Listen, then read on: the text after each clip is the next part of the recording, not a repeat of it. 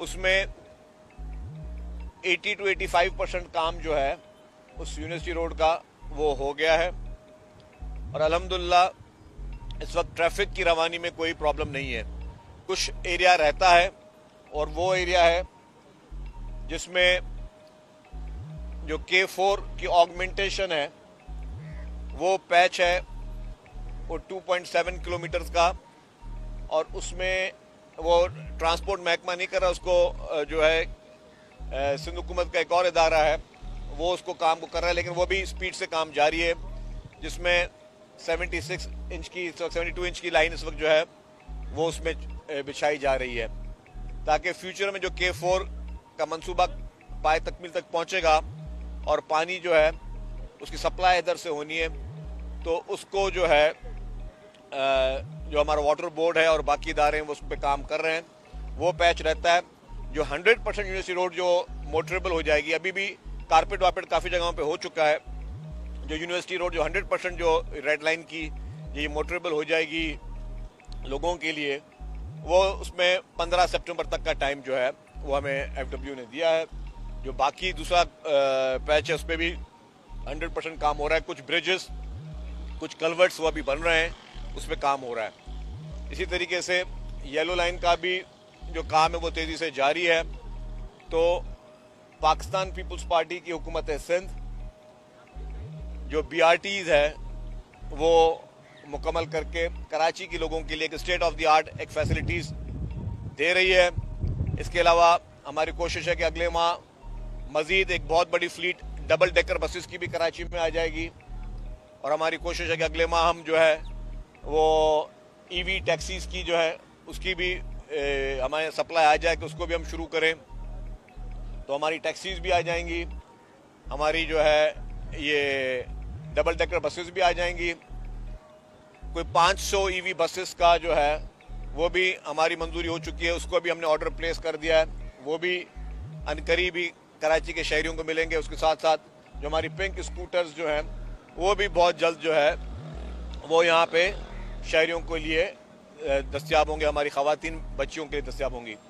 तो हुकूमत सिंध जो कि ना सिर्फ ट्रांसपोर्ट महकमे में एक बहुत बड़ा काम कर रही है, उसके अलावा हर महकमे में हेल्थ की भी सहूलियात जो हैं वो इस वक्त state of the art Karachi शहर में मौजूद हैं। जो 21 लाख घर चेयरमैन बिलावल भुट्टो ज़रदारी साहब ने प्रोजेक्ट शुरू किया वो भी सिंध भर में जो है वो काम उसका तेजी से जारी है। काफ़ी घर तैयार भी हो चुके हैं, लाखों की तादाद में घर तैयार हो चुके हैं और लाखों की तादाद में वो ख़ानदान जो है उन घरों में रह रहे हैं। और ये दुनिया की तारीख का सबसे बड़ा मंसूबा पाकिस्तान पीपल्स पार्टी की हुकूमत सिंध जो है उसने जो है वो उसको वो रिकॉर्ड सिंध हुकूमत को मिलेगा कि पूरी दुनिया की तारीख में किसी भी मुल्क किसी भी सूबे में इतना बड़ा जो है वो प्रोजेक्ट नहीं है। उसके अलावा आपने देखा कि जिस तरीके से शाहराह भुट्टो तकमील हुई, आप जाके अभी रश देखेंगे शाहराह भुट्टो पे इस वक्त डेली की तादाद में हज़ारों गाड़ियाँ जो हैं वो वहाँ से उस सड़क को इस्तेमाल कर रही हैं और शहरियों की एक बहुत बड़ी जो है कराची की शहरियों की एक बहुत बड़ी जो एक तादाद जो है वो इस वक्त सिंध हुकूमत को प्रेज कर रही है। तो सिंध हुकूमत ने सिंध भर में चाहे वो पावर प्रोजेक्ट्स हों, चाहे पब्लिक प्राइवेट पार्टनरशिप के जरिए दुनिया के बेहतरीन प्रोजेक्ट्स हों और चाहे वो हेल्थ फैसिलिटीज़ हों, एजुकेशन फैसिलिटीज़ हों, यूनिवर्सिटीज़ हों, उसमें सिंध हुकूमत जो है दिन रात काम कर रही है।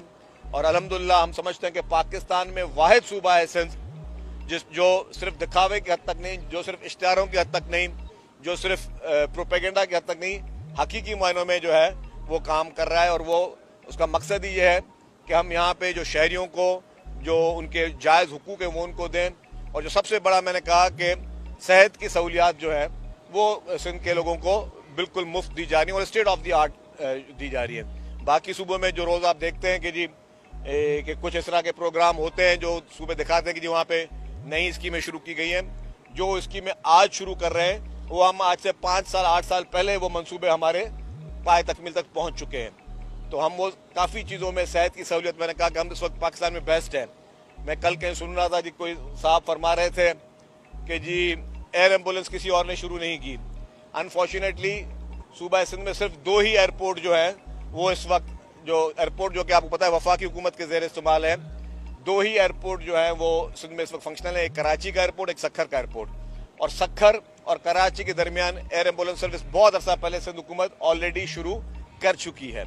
तो वो जो भी वहाँ अपर सिंध के जितने भी पेशेंट्स होते हैं जिनको एमरजेंसी में अगर कराची आना होता है तो उनको हम अपनी एयर एम्बुलेंस सर्विस के जरिए उनको सहूलियात दे रहे हैं। तो ये बाकी सारे लोग शायद उनके जो लीडरान हैं उनको ब्रीफिंग सही नहीं होती और वो बड़ी बड़ी बातें कर रहे होते हैं, लेकिन सिंध हुकूमत जो ये काम काफ़ी हद पहले ही शुरू कर चुकी है और सिंध हुकूमत का हमेशा ये तरजीह रही कि हम आवाम को वो रिलीफ दें, क्योंकि हम वाहिद पीपल्स पार्टी जो हकीकी मायनों में आवाम के वोट लेकर सामने आती है। हम किसी बैकडोर से इक़्तिदार में नहीं आते, हम किसी से मिन्नतें तरले करके इक़्तिदार में नहीं आते, हम आवाम के वोटों से इक़्तिदार में आते। तो इसीलिए आवाम की वो खिदमत करना हम उसको अपना फ़र्ज समझते हैं, वो हम अपनी उसकी जिम्मेदारी समझते हैं और उसी पे यकीन रखते हैं। और इसीलिए ही हर इंतखाबात में 2008 में पीपल्स पार्टी की हुकूमत आई सिंध में, तो पीपल्स पार्टी के पास जितनी सीटें थी, फिर आप देखते हैं उसके बाद 2013 में सीटों में इजाफा हुआ, 2018 में सीटों में इजाफा हुआ, 2024 में सीटों में इजाफा हुआ। तो पीपल्स पार्टी अपनी मकबूलियत को गेन कर रही है, क्योंकि लोग सिंध के लोग बाशऊर हैं, सिंध के लोग समझदार हैं और वो देखते हैं कि हर मुश्किल हालात में उनके साथ खड़ा कौन होता है। अगर फ्लड्स की सिचुएशन होती है तो पाकिस्तान पीपल्स पार्टी उनके साथ खड़ी होती है, अगर कोई और क्लैमिटी होती है तो पाकिस्तान पीपल्स पार्टी उनके साथ खड़ी होती है, अगर मुल्क में कोई बहरान आया हुआ होता है, अगर कोई ज़राअत के हिसाब से, तो पाकिस्तान पीपल्स पार्टी की सिंध हुकूमत जो है वो उस बहरान में अपने किसानों के साथ खड़ी होती है। इस साल भी हमने 20 अरब रुपए रखे हैं कि गंदम की काश्तकारी के लिए हम अपने किसानों को मुफ्त में जो है वो डीएपी दें, ताकि मुफ्त में उनको हम इंकरेज करें कि वो गंदम की पैदावार, गंदम को उगाएं, ताकि पाकिस्तान में खुदा न खासा किसी किस्म की फूड शॉर्टेज ना हो। थरकोल का जो प्रोजेक्ट है $1 अरब से ऊपर पाकिस्तान पीपल्स पार्टी की सिंध हुकूमत ने थरकोल के प्रोजेक्ट पे पैसे लगाए और पूरी दुनिया ने देखा है। और आज पूरा पाकिस्तान जो है वो कहीं और नहीं देख रहा। पाकिस्तान के जितने भी माहिरीन हैं, चाहे वो मुआशी माहिरीन हो, चाहे वो बिजली की सहूलियात, जो बिजली के इस पूरे सिस्टम को समझते हैं, आज इस नतीजे में पहुंचे कि अगर सस्ते में सस्ती बिजली कहीं पे प्रोड्यूस हो सकती है तो वो कोयले से। अनफॉर्चुनेटली हमारे पास थरपारकर में बेतहाशा ज़खायर कोयले के मौजूद है और हम कोयला इंपोर्ट कर रहे हैं। आज भी जब मैं आपसे बात कर रहा हूं कोयला इंपोर्ट कर रहे हैं। तो उसी को देखते हुए शहीद मोहतरमा बेनज़ीर भुट्टो साहिबा ने ख्वाब देखा था कि हम थर से कोयला निकालें ताकि हमें ये अपना कोयला इंपोर्ट ना करना पड़े, हम अपनी बिजली को सस्ती कर सकें। और फिर प्रेसिडेंट आसिफ अली जरदारी साहब ने जिस तरीके से उस प्रोजेक्ट को आगे लेके गए और प्रेसिडेंट आसिफ अली जरदारी साहब के दौर में फिर इस थर के कोयले से जो बिजली बनाई गई, जिसमें फिर चीफ मिनिस्टर कायम अली शाह साहब और चीफ मिनिस्टर मुराद अली शाह साहब दोनों ने दिन रात मेहनत करके उस थरपारकर से वो कोयला निकाला और आज वो कोयला 3,500 से जायद जो है मेगावाट बिजली पैदा कर रहा है उस कोयले की वजह से। और पूरे पाकिस्तान में इस वक्त जो है नजरें हैं वो थरपारकर के कोयले पे है।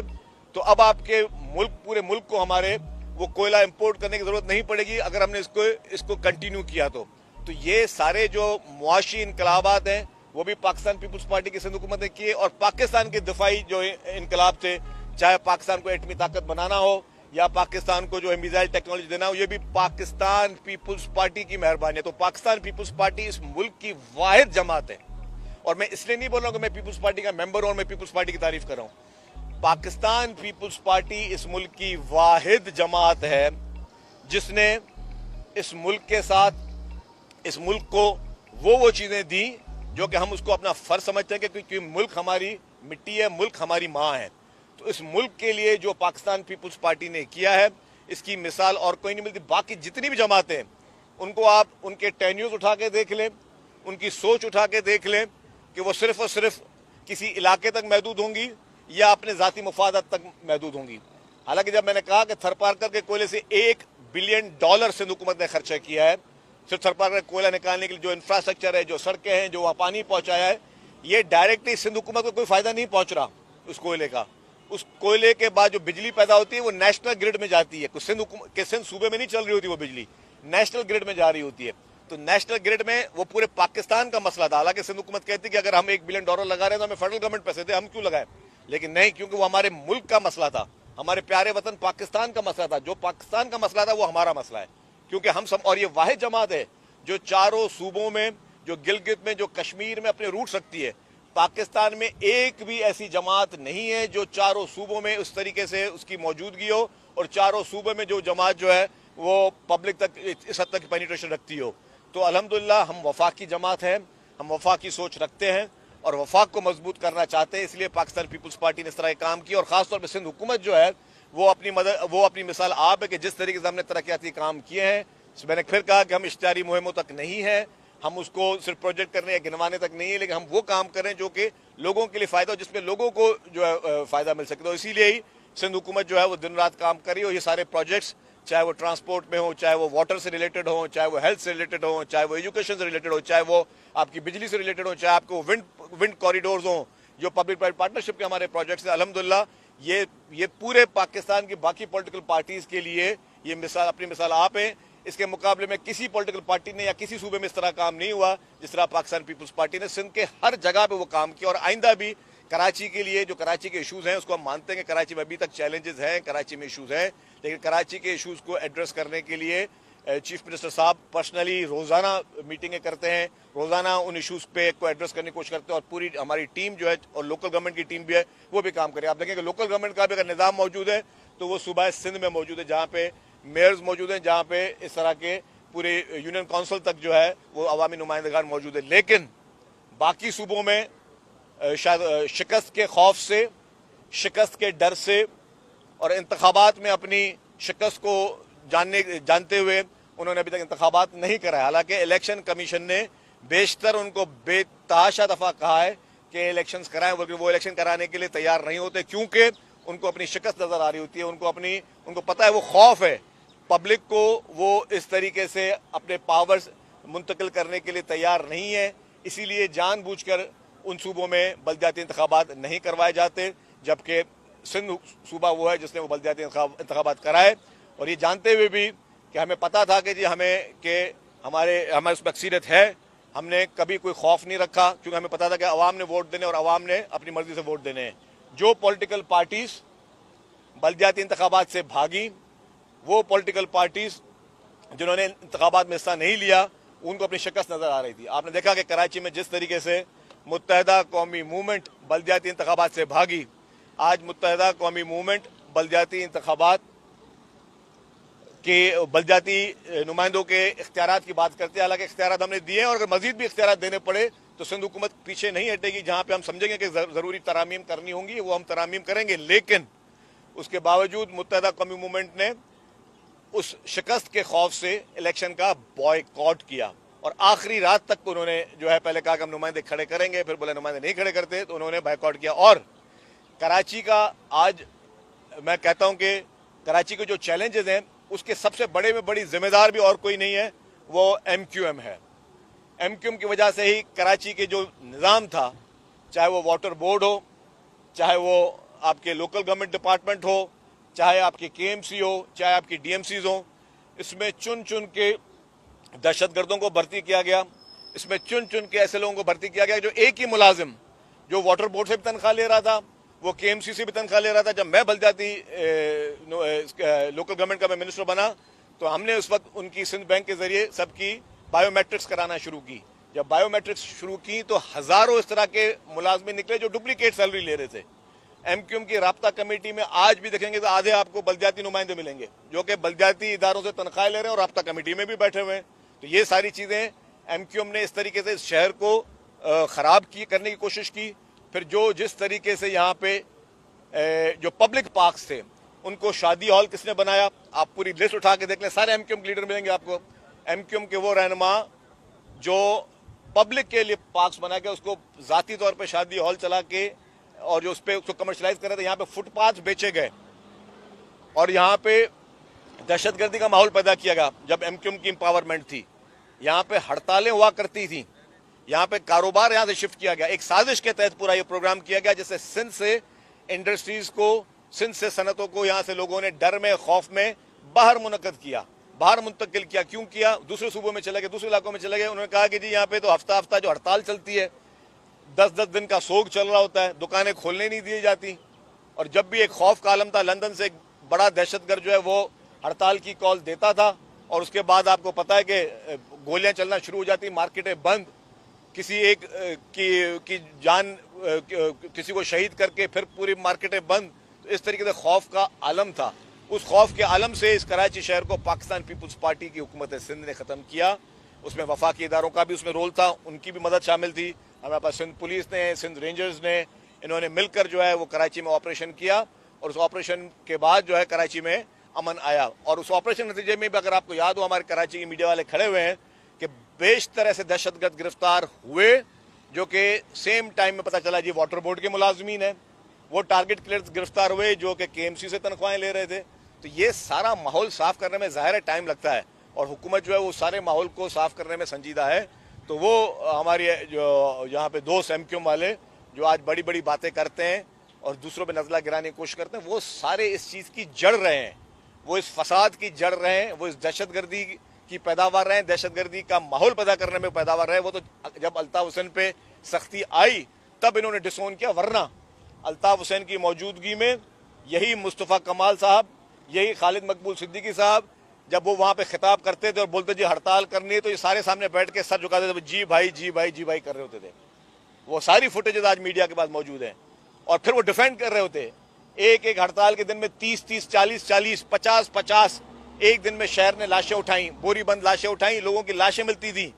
और ये नहीं कि ये लोग कंडेम करते, ये लोग टीवी चैनल्स पे आके उसको डिफेंड कर रहे होते थे कि रिएक्शन तो आएगा, हमारे वर्कर को शहीद कर देगा, रिएक्शन तो आएगा। तो ये वो सारी जमातें, ये वो सारे लीडरान हैं एमक्यूएम के जो कि अल्ताफ हुसैन की उस कत्ल गारत में उसके शरीक थे, उसके साथ जो है उसको उसके यसमैन थे।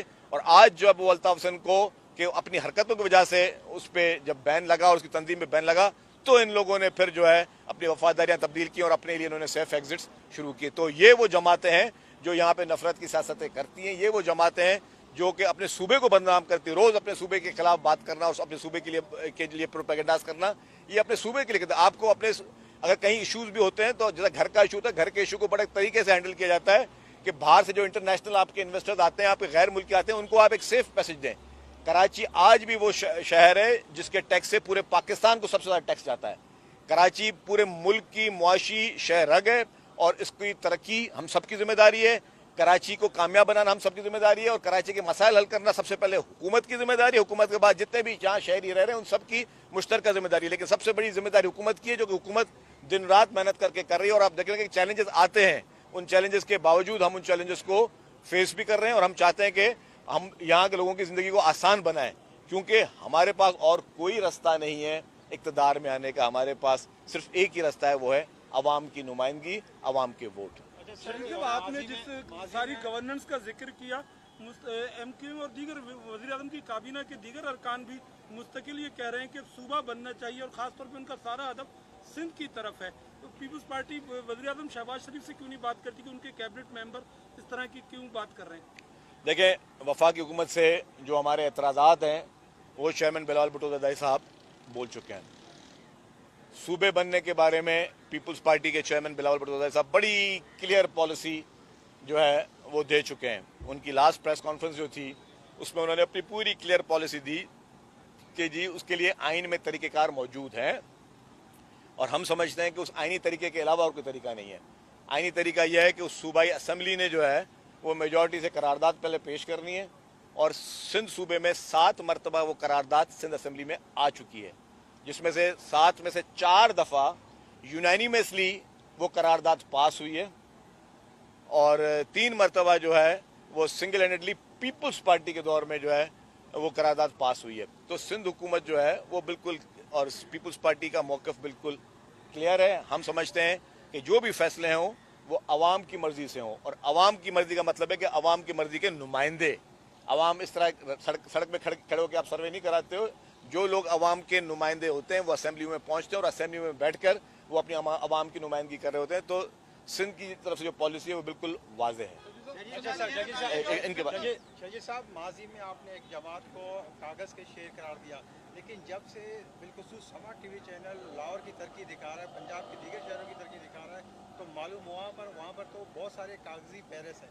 इन कागजी पैरसों के मतलब क्या कहेंगे आप? देखिए जी, समा टीवी को मैं शाबाश देता हूँ कि जिस तरीके से उन्होंने तख्ते लाहौर वालों को बेनकाब किया है समा टीवी ने जिस तरीके से जो एक्चुअली इस वक्त लाहौर में पोजीशन हुई है वो किया है, तो आपने सही सहाफत दिखाई है। बाकी शायद चैनल्स आप जितनी हिम्मत ना कर पा रहे हो या कोई और मसलहत हो, लेकिन बात यह कि लाहौर में अच्छा काम हुआ है तो हम उसकी तारीफ़ करेंगे, पेशावर में अच्छा काम हुआ है तो हम उसकी तारीफ़ करेंगे, कोयटा में अच्छा काम हुआ है तो हम उसकी तारीफ़ करेंगे, और अगर सिंध में जहाँ जहाँ अच्छा काम हुआ है तो सबको उसकी तारीफ़ करनी चाहिए, उन इक़दामात की तारीफ़ करनी चाहिए। इशू ये नहीं है कि जी चैलेंजेस हर जगह पे हैं, मुझे पता है कि चैलेंजेस लाहौर में भी होंगे, चैलेंजेस जुनूबी पंजाब में भी हैं, चैलेंजेस सियालकोट में भी है, पंजाब के सबर्ब्स में भी जो है चैलेंजेस हैं। तो चैलेंजेस हैं, उसको एड्रेस करती हैं हुकूमतें। मैं ये नहीं कहूँगा कि जी आज सिंध में कोई चैलेंज नहीं है, सब अच्छा है।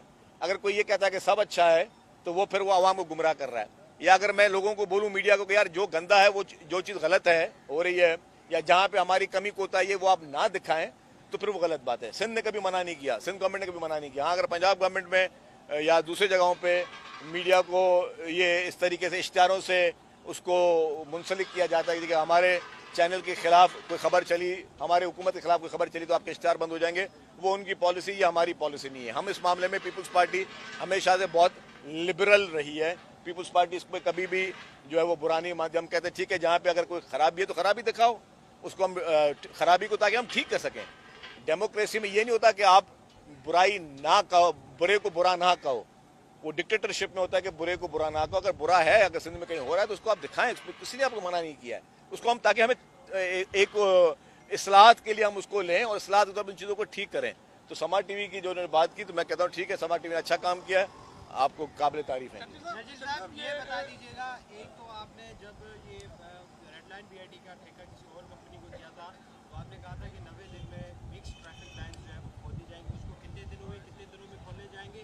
दूसरा मेरा ये सवाल है कि इमरान खान जब वज़ीर आज़म थे तो उनके दौर में चीफ जस्टिस साकिब निसार सियासी कैदियों के कमरे पर छापे मारते थे, और आज उन्हीं इमरान खान की बहनों ने दरख्वास्त दी है, तौहीन अदालत की दायर की है कि हमें जो है वो सहूलियात दी जाए, अस्पताल मुंतकिल किया जाए। दो सवाल थे। जो पहली बात बीआरटी की आपने बात की, इस पे दिन रात एफडब्ल्यू काम कर रही है, बहुत स्पीड से काम कर रही है। चैलेंजेस उनको भी आ रहे हैं, जो चैलेंजेस पहले किसी ठेकेदारों को आ रहे थे, इनको भी वो चैलेंज आ रहे हैं। यूटिलिटीज़ के इशूज़ हैं, वाटर बोर्ड के यहाँ इशूज़ हैं, के इलेक्ट्रिक के इशूज़ हैं, सुई सदर्न गैस के बहुत सीवियर इशूज़ हैं, तो उसकी वजह से थोड़ा टाइम लग रहा है। मैंने कहा कि ये थिकली पॉपुलेटेड एरिया है, जो भी इस तरह के मेट्रोपॉलिटन सिटीज़ होती हैं उसमें काम करना मुश्किल होता है, किसी डेजर्ट में किसी और जगह पे काम करना बहुत आसान होता है। तो ये फ़र्क है, उनको चैलेंज आ रहे हैं। जहाँ तक आपने उनकी बात की इमरान खान साहब की, देखिए जी, हमारा पॉइंट ऑफ व्यू ये है कि कोई भी बीमार हो, चाहे वो कोई सियासी हो या गैर सियासी हो, इंसानी बुनियादों पर उसको अपने हॉस्पिटल्स में जाने का पूरा इख्तियार हासिल है। इंसान की जान से बढ़कर कोई चीज़ नहीं है, और कहते हैं जिसने एक इंसानियत की खिदमत की उसने पूरी इंसान ज़ात की खिदमत की। तो अगर इमरान खान साहब को मेडिकल फैसिलिटी की ज़रूरत है तो उनको मेडिकल फैसिलिटीज़ ज़रूर मिलनी चाहिए, लेकिन वो तख्ते रायवंड वाले अगर नहीं समझते और वो अगर अपने बदले पुराने निकालने के चक्कर में हैं तख्ते रायवंड वाले, तो वो मेरे ख्याल से ये नहीं होना चाहिए। जो उनकी बेसिक फैसिलिटी, और सबसे बड़ी बात है कि इस मुल्क में सबसे ज़्यादा बड़ा फैसला कौन करता है, वो अदालत ने करना है। अगर अदालत ने उनको इजाज़त दी है उस इलाज की, या अपनी फैमिली से मिलने की, या अपने बच्चों से बात करने की, तो अदालत के फैसले से बढ़कर तख्ते रायवंड का फैसला नहीं होना चाहिए। हैदराबाद मोटरवे पे बजट रखने के बजाय नेशनल इकोनॉमिक कौंसिल ने लाहौर पंजाब में मोटरवे बनाने के लिए बजट रखी है, उसके देखिए, ये भी अफसोस की बात है। मैंने कहा कि एयरपोर्ट्स पे आप जाके देखें कि सिंध में जो एयरपोर्ट्स मौजूद थे, मोहनजोदड़ो एयरपोर्ट था, हैदराबाद एयरपोर्ट था, वो बंद कर दिए गए। इसी तरीके से बाकी जगहों पर एयरपोर्ट्स बढ़ाए गए, वहाँ पे बनाए गए हैं।